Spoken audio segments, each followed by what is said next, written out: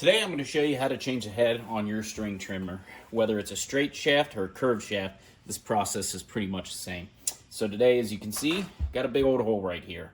This piece has been on here for a while and is worn down. There's supposed to be a plastic piece in the middle right here that contains a spring, but that wore through and went shooting across the lawn, and I'll probably never find it. So we're going to swap this out. What we're going to swap it out to is a Blue Star string trimmer head. These are my favorite by far. Just haven't had time to do it yet, and today is going to be the perfect day. So what you're going to do is you're going to twist your head until you find this little hole right here mounted to your gearbox.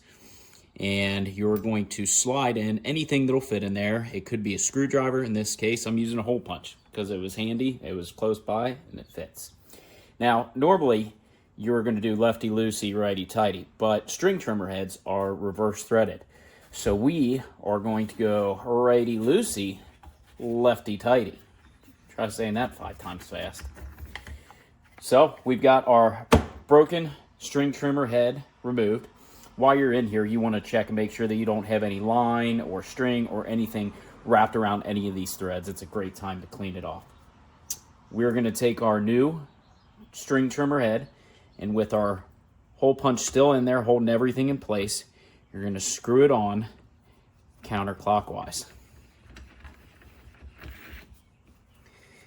Now you only want to go hand tight because chances are you'll have to remove this again in the future at some point, and they can be quite a pain if you torque it on there very tight.